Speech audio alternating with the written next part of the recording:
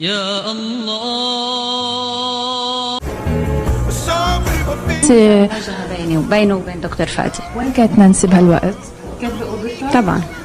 سننتظر بطبيعة الحال بعض الشيء لأن الكاميرا تحتاج إلى بضع ثوان لتنتقل إلى نظام الإنفراريد، وها قد انتقلنا سويا إلى نظام الإنفراريد.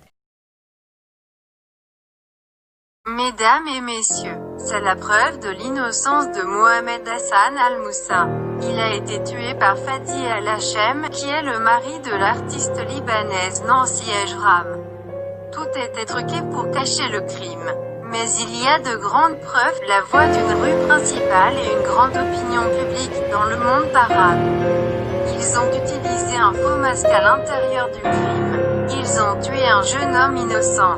Ils ont accusé d'être un voleur. Il est innocent de toutes les preuves présentées. Il a eu 2 beaux enfants qui sont devenus orphelins. Élevez votre voix avec nous, s'il vous plaît. يا الله يا الله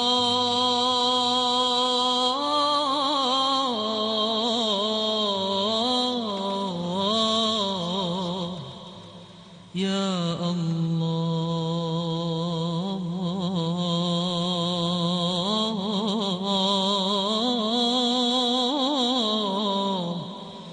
يا الله. Works his magic to transform this 28-year-old woman into a senior citizen. After gelling her hair flat, he glued on a bald cap using a theatrical adhesive called spirit gum. He protects her eyebrows and eyelashes with petroleum jelly, then covers her face in alginate, a material generally used to take dental impressions.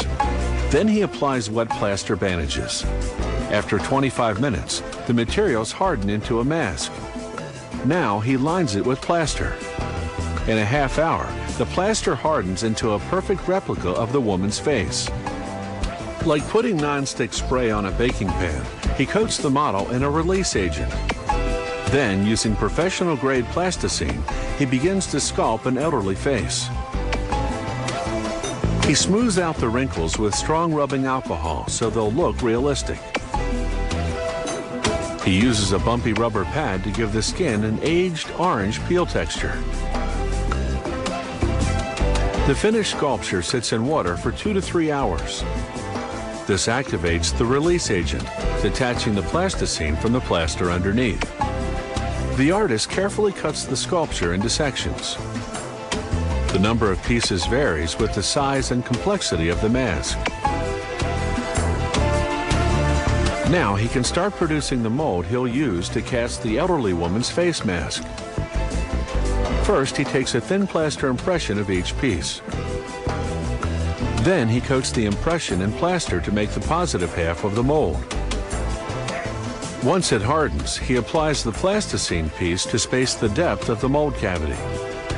Then he coats that in plaster to create the negative half of the mold. When it hardens, he applies release agent to both mold cavities, pours in hot gelatin, then closes the mold. In a half hour, the gelatin hardens into a flexible replica of that particular piece of the plasticine sculpture. He implants synthetic hairs to create eyebrows. Now, using surgical glue, he begins to apply the pieces called prosthetics. He starts with the largest face piece first.